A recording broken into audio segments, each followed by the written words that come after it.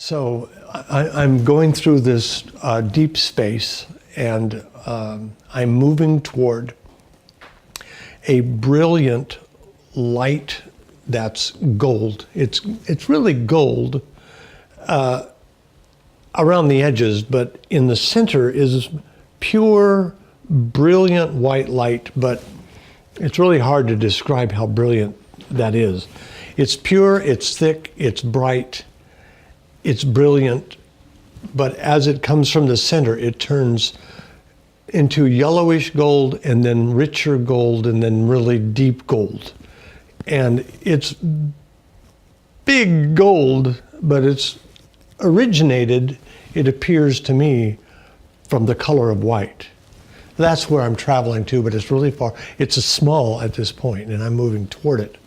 And that's the only thing I'm seeing is that brilliant gold ball, which is white light. As I'm traveling, strangely, I sense, that's the best word, I sense that I'm no longer traveling alone. And I look behind me without hardly turning my head. I mean, if I turn this way, left and right, I can see 360. I don't understand that. It doesn't make sense. It's illogical. But then so is everything else I'm about to say. But I realize that I'm being accompanied by two angelic beings. And these angelic beings are, well, they're not male and they're not female. They're genderless, but they appear to be masculine. And they're larger than I, and clearly they are delighted in ushering me along the way. And there's no communication that I'm having with them, and I'm wondering where I'm going and what's going to happen next. And that's how I left Burbank, and that's my memory of that experience. And it's weird, isn't it? It's strange. It's weird. I kind of sometimes don't believe myself. Does that make sense?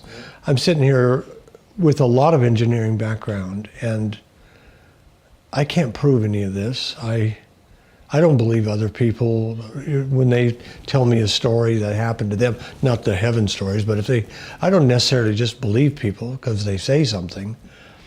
And I know that talking this way is just completely outside of my comfort zone. And it's really strange that of all the people that seem to want to talk about their NDE or their a life after death experience, in my opinion, I'm the least desirous of talking about it. I don't like talking about it. I don't really have desire to have any fame for it or finance for it. I have no desire for any of that. But for some reason, it seems like God just keeps putting me in this position. And I can only hope that somebody will be helped by it. That's the reason I do it. Anyway, that's my story of leaving Burbank. That's amazing. It's hard to put that into words. It is, yeah. And it gets, I think, more difficult as we progress. It doesn't get easier, that's for sure. One thing I'm wondering.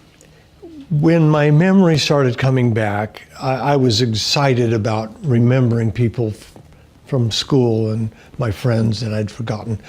I realized aviation was starting to come back, who knows why. But of course, I'd been asking God for that. And then this heaven thing threw me off kilter because I wasn't expecting it and I'd never heard of it, ever. I had never heard of anybody having an experience like this. Does that make sense? Ever. This is 1969. I don't think there were books out on it. I don't think anybody talking about it. Well, in my circles, I never heard about this. So when I had these memories, I was confused. Like, how could this be? And I need to go talk. There's only one person I would, I think, talk to. I've thought about it. There's maybe two, but one would accept anything I said because he loved me. He was my best friend. But he had not the spiritual foundation like the other, and that would be my granddad. And my granddad, I felt safe because I didn't think he would think I was weird.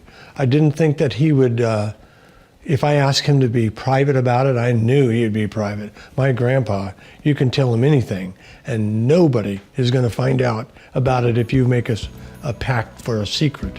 He was a real strong man of integrity.